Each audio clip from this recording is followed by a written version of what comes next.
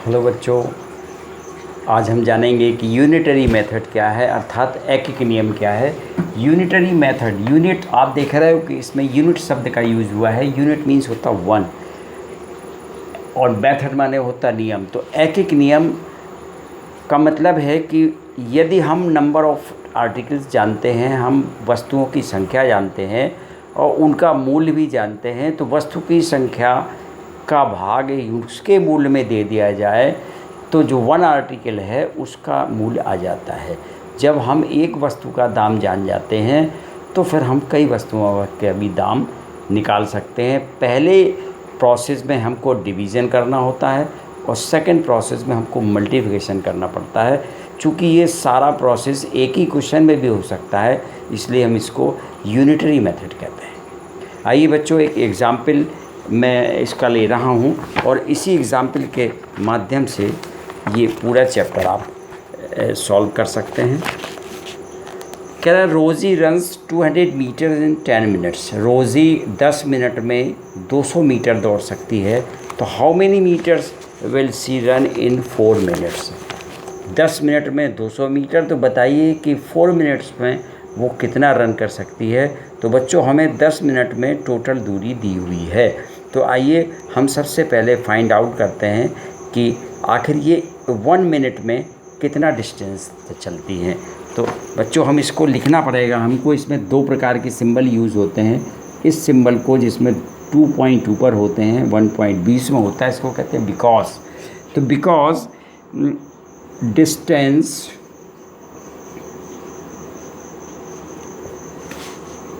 runs by Rosie, distance run by Rosie in 10 minutes. In 10 minutes कितनी है? 200 metres. तो बच्चों, 10 मिनट में रोज़ी 200 मीटर दौड़ती है। तो आप इसी डिस्टेंस का एवरेज निकालिए कि आखिर वो 1 मिनट में कितनी दूरी तय करेगी। तो यहाँ पर लिखेंगे 100 के लिए वही निशान जो ऊपर थे, पॉइंट नीचे पहुँच जाते हैं और ये ऊपर आ जाता है। तो कह सकते हैं चूँकि इतना हो रहा है, इसलिए वो डिस्टेंस रन बाय रोज़ी इन 1 मिनट्स, अर्थात 1 मिनट में रोज़ी कितनी डिस्टेंस करेगी, उसके लिए आपको डिवाइडेशन करना होगा। 200 डिवाइडेड बाई 10 अर्थात 20 मीटर। तो बच्चों, आंसर आ गया कि रोज़ी 1 मिनट में 20 मीटर की दूरी तय कर सकती है। अब आपको क्वेश्चन 4 मिनट कह दे चाहे 5 मिनट्स कह दे, आप यहाँ लिख दीजिए 100 डिस्टेंस रन बाई रोज़ी इन 4 मिनट्स, क्योंकि ये प्रश्न में पूछा है।